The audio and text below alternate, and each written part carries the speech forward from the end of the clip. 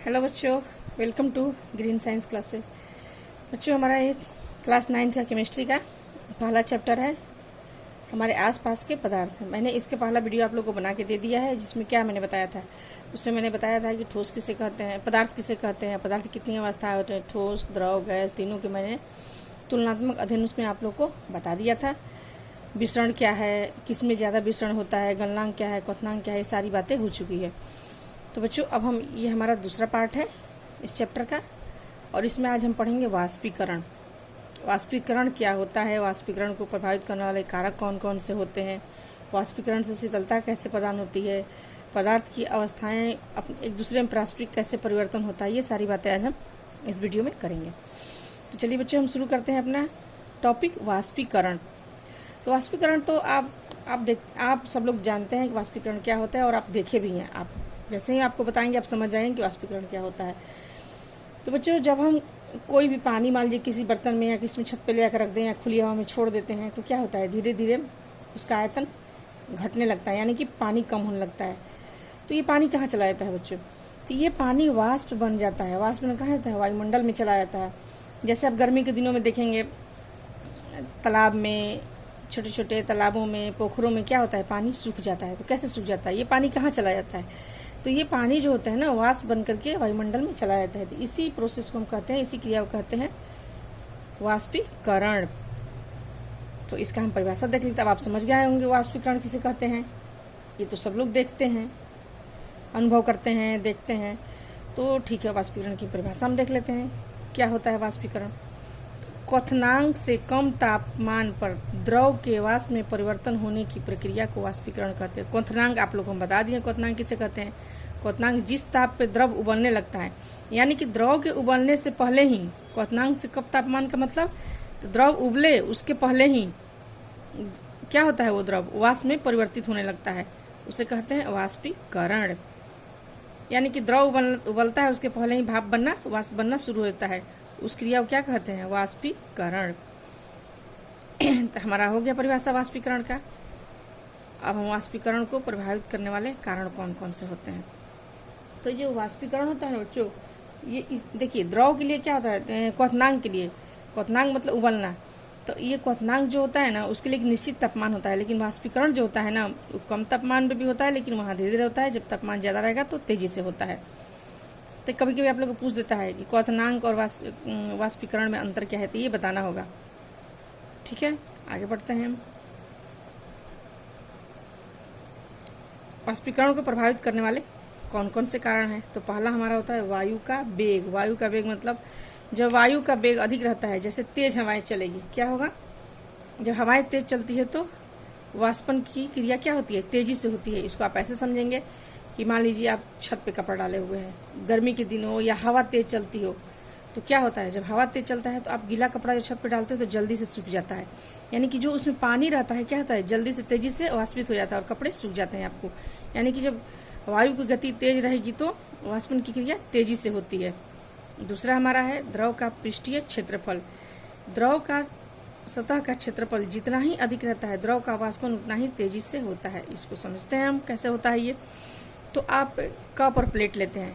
Cup plate में क्या करते हैं, जब चाय पीते हैं तो कप में पीते हैं तो जल्दी चाय ठंड नहीं होती है, और जब प्लेट में उसको फैला देते हैं, फैला करके पीते हैं, तो क्या होता है, उसका सतह क्षेत्रफल बढ़ जाता है और जल्दी से चाय क्या होता है, प्लेट में हमारा ठंडा हो जाता है। यानी कि वाष्पन की क्रिया उसमें तेजी से होती है और चाय जल्दी ठंडी हो जाती है। या फिर ऐसे लीजिए, द्रव का पृष्ठीय क्षेत्रफल से, ये भी आप समझ गए कैसे होता है। अब हमारा दूसरा क्या है, तीसरा, द्रव का तापमान। तो जितना अधिक तापमान होगा उतना ही वाष्पीकरण क्या होगा, तेजी से होगा। एक और एग्जांपल आपको देते हैं द्रव का पृष्ठीय क्षेत्रफल का। जैसे कि आप कोई तौलिया वौलिया गीले कपड़े को क्या करते हैं, आप इसी तरह से लपेट कर रख देते हैं, तो क्या होता है, वो जल्दी नहीं सूखता है। लेकिन जब उसको फैला करके आप रखते हैं, यानी कि उसका क्षेत्रफल बढ़ा देते हैं, तो क्या होता है, उसमें तेजी से वाष्पन क्रिया होने लगती है और वो कपड़ा जल्दी सूख जाता है। समझ गए। अब हम तीसरा पॉइंट पे आते हैं, द्रव का ताप। यानी कि तापमान जितना अधिक होगा वाष्पीकरण की क्रिया उतनी तेजी से होती है। ये तो आप लोग समझ ही रहे हैं कि अगर कोई भी द्रव है उसका तापमान बढ़ा देंगे तो उसमें तेज़ी से वाष्प बनने लगेगा, जल्दी जल्दी बनने लगेगा। जैसे गर्मी के दिनों में ही देख लीजिए क्या होता है, पानी को अगर छोड़ देते हैं कोई चीज़ में तो बहुत जल्दी ही ख़त्म हो जाता है वाष्प बन के। नदी नाले तालाब का देखिए, ठंड के दिनों में क्या होता है, उसमें तापमान कम होता है तो नहीं सूखता है, और जैसे ही गर्मी के दिन आती है तापमान तेज़ हो जाता है तो नदी नाले का पानी क्या होता है, पोखरा का, सूखने लगता है। तो ये समझ गए आप। अब आर्द्रता, आर्द्रता किसे कहते हैं पहले ये समझ लेते हैं। तो वायु में उपस्थित जलवाष्प की मात्रा को आर्द्रता कहते हैं। मतलब हवा में जो जब जलवाष्प की मात्रा यानी कि नमी उपस्थित रहती है उसे कहते हैं आर्द्रता। तो आर्द्रता वायु में वाष्पन की क्रिया कम होगी। वैसे भी आप समझ रहे हैं कि अगर हवा में जलवाष्प रहेगा तो क्या होगा, वाष्पन की क्रिया धीरे धीरे होगी, और शुष्क हवा रहेगा तो वाष्पन की क्रिया तेजी से होगी। तो ये हमारा चौथा था, क्या था चौथा, आर्द्रता। जैसे हम देखिए कि शुष्क हवा से आप समझाते हैं, जैसे आप कपड़ा ही को ले लीजिए, फिर से भीगे हुए कपड़े को, जब हवा में नमी रहती है तो कपड़ा आपका जल्दी नहीं सूखता है, लेकिन जब शुष्क हवा चलती है, गर्म हवाएं चलती है तो क्या होता है, उसमें कपड़ा आपका जल्दी सूख जाता है। यानी कि जो कपड़े में पानी रहता है वाष्प बन के जल्दी से तेजी से वाष्प बन जाता है और कपड़ा जल्दी आपका सूख जाता है। यानी कि जब शुष्क वायु रहेगी तो वाष्पन की क्रिया तेजी से होगी। अब अगला हमारा पॉइंट है द्रव की प्रकृति। द्रव की प्रकृति पे भी ये डिपेंड करता है कि द्रव की प्रकृति कैसी है तो वाष्पन की क्रिया कैसी होगी। अगर देखिए किसी भी द्रव का क्वथनांक जितना ही कम रहता है, वाष्पीकरण की जो क्रिया होती है उतना ही तेजी से शुरू हो जाती है।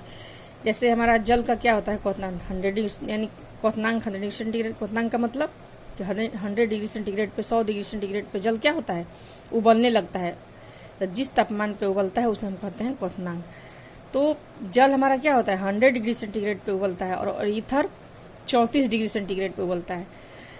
तो किसका जल्दी तेजी से वाष्पन होगा, जो कम जल्दी उबलने लगा उसके पहले होगा। यानी कि ईथर का क्वथनांक कम है, ये जल्दी उबलने लगता है तो ईथर का क्या होगा, वाष्पन की ईथर क्रिया, ईथर में वाष्पन क्रिया तेजी से होगी, जल्दी जल्दी होगी, तुरंत शुरू हो जाएगी। लेकिन जल को उबलने के लिए और ज़्यादा टेम्परेचर की जरूरत होती है, यानी कि 100 डिग्री सेंटीग्रेड चाहिए, तो इसमें बाद में शुरू होगा।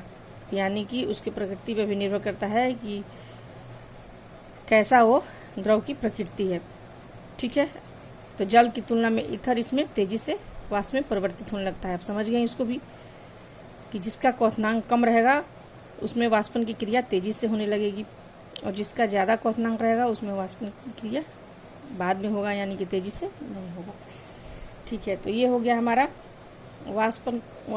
वाष्पीकरण को प्रभावित करने वाले कारक। बच्चों ये क्वेश्चन आप लोग को लॉन्ग क्वेश्चन में पूछता है कि वाष्पीकरण किसे कहते हैं, वाष्पीकरण को प्रभावित करने वाले कारक कौन कौन से हैं। तो आप इसको तैयार कर लेंगे, ये मोस्ट इंपॉर्टेंट क्वेश्चन है। अब हम पढ़ते हैं वाष्पीकरण के कारण शीतलता कैसे होती है, इससे भी क्वेश्चन आता है आप लोग को। तो चलिए इसको देखते हैं, वाष्पीकरण के कारण शीतलता कैसे होती है। तो हम जानते हैं बच्चों की वाष्पीकरण से शीतलता आती है, यानी कि ठंडक होती है। कैसे, अब मान लीजिए कि कोई द्रव है, उसका क्या होता है, वाष्पीकरण होता है, यानी कोई पानी ही है, कुछ भी है तो उसका वाष्पीकरण होगा। तो वाष्पीकरण होगा तो उसको गुप्त ऊष्मा की आवश्यकता होती है, और वो ऊष्मा कहाँ से बोलेगा, जिस चीज़ के वो जिस वस्तु को संपर्क में रहता है, यानी कि स्पर्श करता है, तो उसी से ऊष्मा को सोखेगा। और जब ऊष्मा सोखता है तो वहाँ ठंडा हो जाता है, और उस ठंडा को हम कहते हैं शीतलता। यानी कि वाष्पीकरण होता है तो वहाँ शीतलता होती है। समझ गए आप कि जैसे ही वाष्पीकरण की क्रिया हुई तो वो द्रव क्या करेगा, अपने द्रव के कण अपने आसपास की ऊर्जा को अवशोषित करता है, और अवशोषित करने से क्या होगा, वहाँ शीतलता हो जाती है। उसी चीज़ को मैंने यहाँ लिखा है, आप इसको पढ़ लेंगे, हम नोट्स दे देंगे, डाल देंगे PDF में, तो आप सारी बातें पढ़ लेंगे। तो वाष्पीकरण से शीतलता होती है, उसका एग्जाम्पल हम देते हैं, जैसे कि दिए हैं यहाँ। जब हम अपने हथेली पर स्पिरिट या एसीटोन या पेट्रोल या ईथर आदि को लेते हैं तो क्या हमें लगता है, ठंडक महसूस होती है। ये सब जो एग्जाम्पल हमने दिया है ना, ये सब पूछता है, इसीलिए मैंने एग्जाम्पल 3-4 यहाँ आप लोग को लिख दिया है। तो जब स्पिरिट या ईथर को अपने हाथ पे डालते हैं तो कैसा महसूस होता है, ठंडा लगता है, ठंडक महसूस होती है। कैसे होती है, तो वो क्या होता है, जब तो वह ईथर या एसीटोन या स्पिरिट जब हमारी हथेली पे पड़ता है तो वह तेजी से क्या होता है, वाष्पित होता है। और वाष्पित होने से, तो जब वाष्पित होगा तो वो कहाँ से वाष्प लेगा, हमारे हाथ से ऊष्मा को प्राप्त करके क्या करता है, वाष्प बन जाता है। तो जब हमारे हाथ से वो ऊष्मा को सोखता है, इसीलिए हमारी हथेली क्या होती है, हथेली पे ठंडक महसूस होती है। तो ये ऊष्मा कहाँ से लिया, हमारे हाथ से लिया। तो हमारे हाथ से ऊष्मा लेकर के वाष्प बना दिया, तो फिर हमारा हाथ हथेली पे ठंडक महसूस होती है। तो ये किस कारण से हुआ, तो वाष्पीकरण की वजह से हुआ। अगला एग्जाम्पल देखते हैं। गर्मी के मौसम में पसीना आने से शरीर को ठंडक मिलती है। क्यों, क्योंकि वाष्पीकरण होता है वहाँ। और वाष्पीकरण जो पसीना कहाँ से आता है, हमारे शरीर से आता है। और हमारे शरीर से ऊष्मा को लेकर के वो क्या करता है, वाष्पित कर देता है। जब वाष्पित होगा, ऊष्मा को सोखता है, वो ऊष्मा क्या होता है, वाष्पित होता है, तो हमारा शरीर ठंडा हो जाता है। यानी ये भी वाष्पीकरण के कारण हुआ। अगला हमारा एग्जाम्पल होगा, मिट्टी के बर्तन, सुराही या मटके में गर्मी के दिनों में पानी ठंडा रहता है, उसका भी यही कारण है। या फिर गर्मी के दिनों में वृक्ष के नीचे ठंडक महसूस होती है। क्यों, क्योंकि पत्तियों द्वारा वहाँ वाष्पोत्सर्जन की क्रिया होती है। वाष्पोत्सर्जन मतलब पत्तियों से जल का वाष्प बन के निकलना। तो पत्तियों द्वारा जब वाष्पोत्सर्जन की क्रिया होती है, तो वहाँ आसपास क्या होता है, शीतलता लगती है, यानी कि ठंड में महसूस होती है। जब क्या होगा, वहाँ अगल बगल के जल, पत्तियों द्वारा जल क्या होता है, वाष्प में बदल जाता है, तो फिर वहाँ का तापमान घट जाता है और हमें ठंडक महसूस होती है।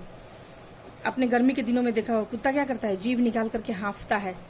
तो जीभ निकाल करके हाँफता है, यानी कि जीभ निकाल कर हाँफने का मतलब क्या हुआ, क्योंकि वो जीभ से वाष्पीकरण की क्रिया करता है। इस वजह से क्या होता है, उसे ठंडक महसूस होती है, उसे ठंडा लगता है। इसलिए गर्मी के दिनों में कुत्ता जीभ निकाल करके हाँफते रहते हैं, आप अक्सर देखे होंगे।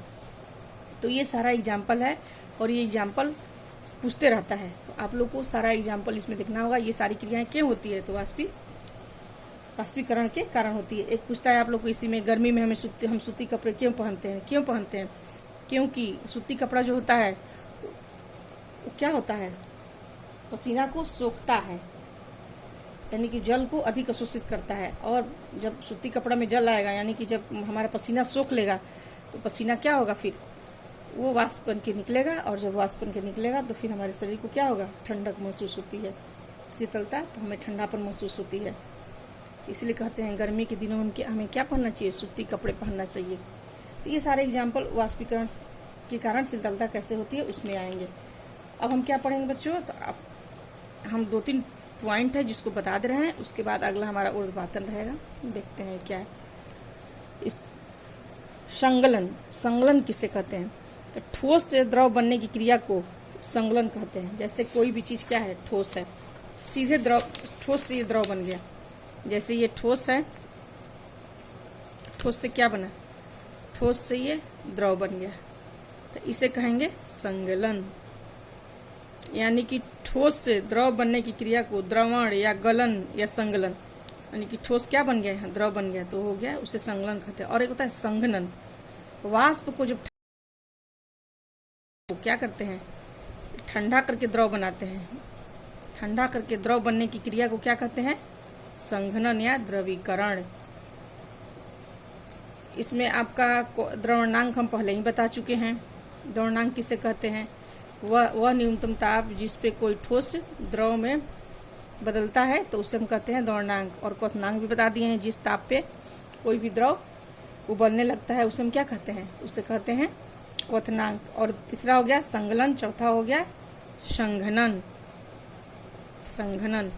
एक होता है जमना, यानी कि फ्रीजिंग, तो द्रव को ठंडा करके ठोस बनाने की क्रिया को, द्रव को ठंडा करके क्या बनाएंगे, ठोस बनाएंगे, तो उसे क्या कहेंगे, द्रव को ठंडा करके जब ठोस बनाएंगे तो उसे कहेंगे जमना। तो ये सारी चीजें हमने यहाँ लिख दिया है, आप इसको याद रखेंगे। किसको द्रवणांक कहते हैं, क्वथनांक कहते हैं, संगलन और जमना किसे कहते हैं, हम सारा दे दिए हैं, ये आप याद रखेंगे। और बर्फ का गलनांक कितना होता है, गलनांक 0 डिग्री सेंटीग्रेड, सब लोग आप लोग जानते हैं। बर्फ कब पिघलने लगता है, 0 डिग्री सेंटीग्रेड पे आते ही पिघलना शुरू होता है, यानी कि उसका द्रवणांक या गलनांक कितना होता है, 0 डिग्री। जल का क्वथनांक, जल कब खौलने लगता है, उबलने लगता है, 100 डिग्री सेंटीग्रेड पे। ये केल्विन में लिखे हैं, सेंटीग्रेड से केल्विन में कैसे बदलना है, इस चैप्टर में आगे आप लोग को पढ़ना है, मैं आप लोग को बताऊंगी कि कैसे बदला जाता है सेंटीग्रेड से केल्विन में। अल्कोहल का क्वथनांक 78 डिग्री सेंटीग्रेड, यानी कि अल्कोहल 78 डिग्री सेंटीग्रेड पे क्या होता है, उबलने लगता है। कभी कभी पूछ देता है बर्फ का गलनांक कितना होता है, जल का क्वथनांक कितना होता है, इसलिए मैंने आप लोग को बता दिया है। तो ये सब चीज़ आप समझ गए किसे दौड़नांक, क्वथनांक, संघनन, संगलन किसे कहते हैं। अब हम देखते हैं ऊर्ध्वपातन। ऊर्ध्वपातन क्या है, ये भी इम्पोर्टेंट टॉपिक है इस आप लोग के लिए। ऊर्ध्वपातन, इससे भी हमेशा क्वेश्चन पूछता है, कंपटीशन में भी पूछता है और आप लोग के बोर्ड में भी पूछता है। तो ऊर्ध्वपातन कहते हैं वैसे कुछ ठोस पदार्थ ऐसे होते हैं जो गर्म करने पर ठोस से सीधे वाष्प में बन जाते हैं। यानी कि बच्चे जो ठोस होता है वो द्रव में नहीं बदलेगा, वो कहाँ चला जाएगा, सीधे वाष्प में बदल जाता है। और जब वाष्प को ठंडा करते हैं, यानी कि वाष्प को जब ठंडा ठोस में आ जाएगा, इसमें द्रव का कोई ये नहीं है। ठोस से सीधे वाष्प और वाष्प से सीधे ठंडा करने पे ठोस में बदल जाता है। इस प्रक्रिया को ऊर्ध्वपातन कहते हैं और ऐसे पदार्थ को ऊर्ध्वपातित पदार्थ कहते हैं। जैसे आपने देखा होगा घर में नेफेथनिल, जो कपड़े में आप गोली डालते हैं, वो क्या होता है, आप डाल देते हैं कपड़े में गोली, कुछ समय के बाद आप देखेंगे कि गोली गायब हो जाता है, यानी कि क्या होता है, वो वाष्प बन गया, वो गोली नहीं रहता है, दिखता नहीं है। कपूर को भी आप देखते हैं क्या होता है, ये बिना द्रव में बने ही सीधे उड़ जाता है, यानी कि वाष्प में बन जाता है। उसी तरह अमोनियम क्लोराइड, आयोडीन, एंथ्रासीन पूछ देता है 2 या 4 ऊर्ध्वपातित पदार्थों के नाम लिखो, तो ये आप एग्जाम्पल याद रखेंगे और लिख देंगे। ऊर्ध्वपातन किसे कहते हैं ये भी पूछता है। तो जब कोई ठोस, समझा दे रहे हैं आप लोग को, जब मान लीजिए कोई ठोस है, क्या हुआ, सीधे वाष्प बन गया, गर्म करने पर क्या हुआ, वाष्प बन गया। और जब इसको ठंडा करते हैं तो सीधे वाष्प से क्या बन जाता है, ये ठोस बन जाता है, तो उसे कहते हैं ऊर्ध्वपातन, बिना द्रव में बदले, तो उसे कहते हैं ऊर्ध्वपातन। उस क्रिया को ऊर्ध्वपातन कहते हैं, वैसे पदार्थ को ऊर्ध्वपातित पदार्थ कहते हैं। तो याद है, ठोस से गर्म करने पर सीधे वाष्प में, और जब वाष्प को ठंडा करते हैं तो सीधे ठोस में बदल जाता है, उसे हम क्या बोलते हैं, ऊर्ध्वपातन। ये हो गया हम लोग का ऊर्ध्वपातन। अब बच्चों हम देखते हैं कि पदार्थ की जो अवस्था होती है आपस में कैसे परिवर्तन होता है। तो पदार्थ की जो अवस्था होती है 2 तरह से परिवर्तन होता है। पदार्थ की 3 अवस्था होती है, आप लोग जानते हैं, ठोस, द्रव और गैस, ये तो आप लोग पता है आप लोग को। तो ये आपस में कैसे परिवर्तन करता है, पारस्परिक में परिवर्तन होता है कि नहीं होता है, ठोस से द्रव, द्रव से गैस, फिर गैस से द्रव, गैस से ठोस, ऐसे बनता है कि नहीं बनता है, बनता है, होता है। कैसे होता है, एक तो उसके ताप में परिवर्तन लाकर और दूसरा दाब में परिवर्तन लाकर। तो पहले हम देखते हैं ताप में परिवर्तन लाकर के कैसे उसमें करेंगे।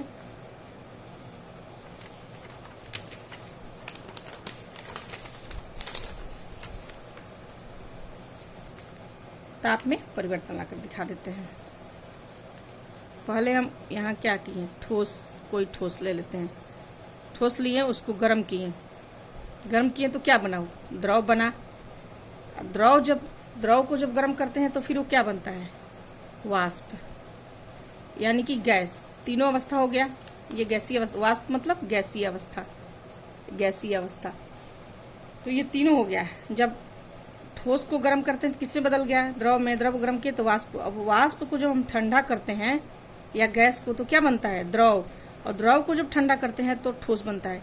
तो पूछता है ऐसा कौन सा पदार्थ है, यानी कि पानी है। इसका पानी का एग्जाम्पल आपको हम दिखाते हैं। मान लीजिए बर्फ है, बर्फ क्या हो गया, ये ठोस हो गया, बर्फ ठोस हो गया। जब इसको हम गर्म करते हैं तो ये पिघलने लगता है, पिघल क्या बन जाता है, द्रव बन जाता है। क्या किए, इसको गर्म किए, और जब द्रव को गर्म करते हैं तो ये क्या होता है, वाष्प बन जाता है, यानी कि गैस बन गया, गैसीय अवस्था आ गया। और जब फिर पुनः इस गैस को ठंडा करते हैं तो क्या बनता है, द्रव बन जाता है। और फिर जैसे कि द्रव में क्या हो गया, जल। यहाँ बर्फ क्या हुआ, पहले गर्म किए तो द्रव में जल बन गया, और जल से फिर यहाँ जलवाष्प हो गया, गैसीय अवस्था। और फिर जलवाष्प जो ठंडा करते हैं तो क्या बनता है, ये जल बन जाता है। और जब जल को हम फिर ठंडा करते हैं तो जम के क्या बन जाता है, बर्फ, यानी कि ठोस में आ गया। तो तीनों हो गया।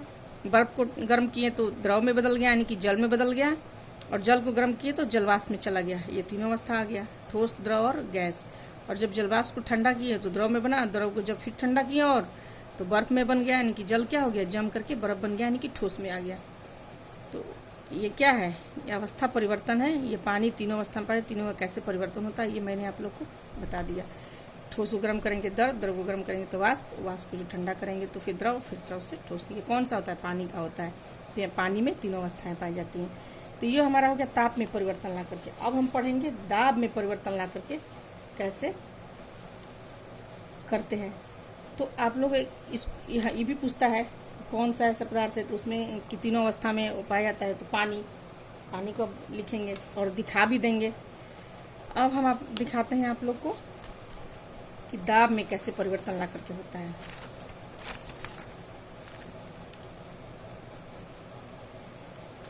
शुष्क बर्फ, ठोस कार्बन डाइऑक्साइड का गैस में बदलना, इसका एग्जाम्पल क्या होगा?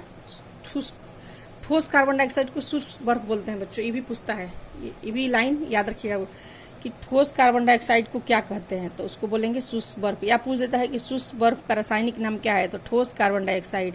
इस लाइन को मोस्ट इंपॉर्टेंट समझ के आप लोग याद रखेंगे। तो दाब में परिवर्तन में आएगा शुष्क बर्फ को ठोस कार्बन डाइऑक्साइड में बदलना। जैसे ठोस कार्बन डाइऑक्साइड क्या होता है? उच्च दाब पर इसको हम संग्रहित करते हैं, लेकिन दाब घटाने पर और ताप बढ़ाने से ठोस कार्बन डाइऑक्साइड क्या होता है? द्रव अवस्था में आए बिना ही सीधे गैस में बदल जाता है। यानी कि जब इसके दाब में हम परिवर्तन ला दिए तो ये ठोस से क्या हो गया? सीधे गैस बन गया, द्रव में नहीं आया, ये गैस में बन गया। यानी कि इसके अवस्था में क्या हो गया? परिवर्तन हो गया, ठोस से ये गैस बन गया। कैसे किए इसको? तो दाब में इसके परिवर्तन ला करके। यहाँ ये दिखाए हैं हम तीर के निशान से कि जैसे ठोस को क्या किया? ऊर्ध्वपातन से ये गैस बन गया। ऊर्ध्वपातन आप लोग को हम पहले बता दिए थे क्या होता है। फिर इसको संघनन किए तो क्या हुआ? द्रव बना। द्रव फिर जम करके क्या हुआ? ठोस बन गया। ठीक है, संगलन, ठोस क्या हुआ? संगलन, यानी कि संगलन क्या? द्रव में बदल रहा है। फिर द्रव वाष्पित होकर क्या बना? गैस बना। गैस फिर यहाँ ठोस बन गया ऊर्ध्वपातन से। ये मैंने तीर से आप लोग को दिखाया है। सारी चीज़ का मैंने अर्थ बता दिया। अब जब इसको पढ़ेंगे तो समझ में आ जाएगा। तो ये हम दिखा दिए आपको कि ताप और दाब में परिवर्तन ला करके कैसे हम पदार्थ की अवस्था में परिवर्तन कर सकते हैं। तो ये सारी चीज़ें हो गई। अब अगला दिन हम लोग पढ़ेंगे और एक पूछ देता है आपको कि दाब की इकाई क्या है। तो दाब की इकाई क्या होती है? पास्कल, जिसको लिखते हैं PA। कैसे निरूपित करते हैं? तो PA से। तो एक वायुमंडलीय दाब बराबर 1.01 × 10⁵ पास्कल। इसको भी याद रखिए, ये भी ऑब्जेक्टिव में पूछता है, इसलिए मैंने इसको नोट करके यहाँ लिख दिया है। तो बच्चों वीडियो बहुत बड़ा हो जाएगा, बड़ा हो भी जा रहा है। छोटा छोटा वीडियो रहेगा तो आपको समझ में आएगा, इसलिए मैं अब क्लास को यहीं ख़त्म करती हूँ वीडियो को, ताकि आप छोटा वीडियो रहेगा तो आप समझेंगे भी अच्छे से और पढ़ेंगे भी। मैं PDF बना के बार बार बोल रही हूँ कि नोट्स में डाल दूंगी, आप नोट्स भी देख लेंगे और नोट्स अपने साथ में तैयार करते चलेंगे। अगला दिन हम पढ़ेंगे अब अगला वीडियो में इसके पार्ट 3 में ताप क्या है, ताप का मात्रक और सेल्सियस और केल्विन में कैसे संबंध है, कैसे चेंज करेंगे, ये बहुत मोस्ट इंपॉर्टेंट है। और पदार्थ की 2 अवस्थाएं और हैं आगे जा करके। तो अगला वीडियो में ये मेरा चैप्टर फिनिश हो जाएगा। ओके बच्चों, थैंक यू।